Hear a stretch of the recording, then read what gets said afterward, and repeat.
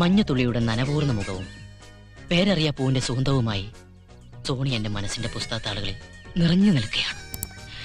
സോണിയില്ലാത്ത എന്റെ ജീവിതത്തെക്കുറിച്ച് ഓർക്കാൻ പോലും എനിക്കാവില്ല. ഞാൻ ഈ അവസ്ഥ തന്നെയാണ് വിനു.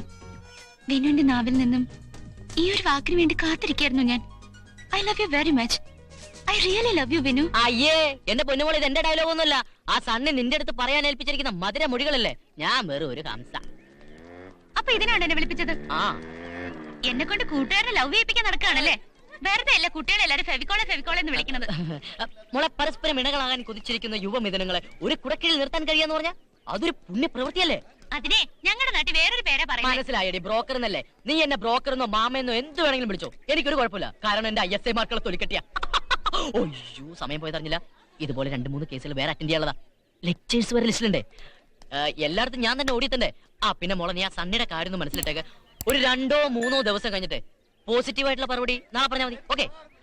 ഹായ് ഷീല. വിനു, വിനുവിന് എന്നോട് എന്തോ സീരിയസ് ആയി പറയാനുണ്ടെന്ന് കേട്ടപ്പോ ഞാൻ എന്തൊക്കെയോ ആശിച്ചു.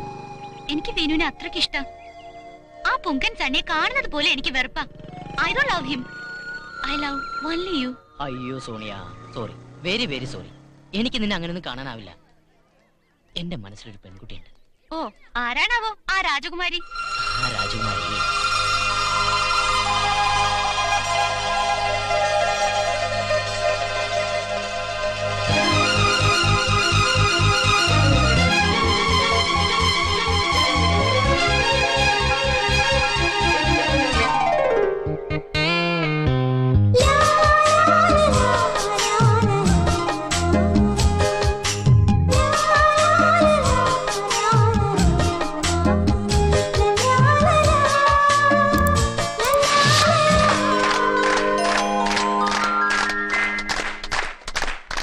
ഡിയർ ഫ്രണ്ട്സ്, ഈ കോളേജിലെ ഈ വർഷത്തെ ബ്യൂട്ടി ക്വീനായി നമ്മുടെ ബാച്ചിലെ ലൈല മേനോനെ തിരഞ്ഞെടുത്ത വിവരം സസന്തോഷം നിങ്ങളെ അറിയിക്കട്ടെ.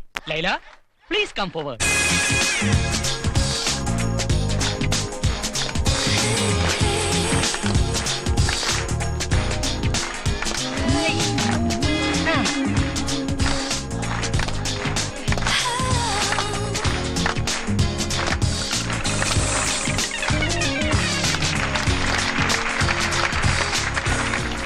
സുഹൃത്തുക്കളെ, ആരുടെ ദേന സുഹൃത്തുക്കളെ, മിസ് ലൈല മേനോനെ കിരീടമണി ആദരിക്കുവാൻ ഈ കോളേജിലെ പ്രണയ ജോഡികളായ വിനോദിനെയും മീരയെയും ഞാൻ ഹാർദവമായി ക്ഷണിക്കുന്നു.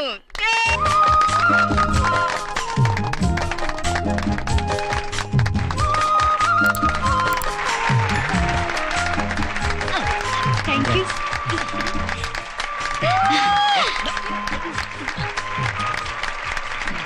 കർത്താവിന്റെ കുഞ്ഞാടുകളെ, നമ്മൾ ഈ ആനന്ദവേള, അല്ലെങ്കിൽ ഈ ഹാപ്പി വേള, അല്ലെങ്കിൽ ഈ സന്തോഷവേള നമ്മൾ അടിച്ചു പൊളിക്കുകയാണ്.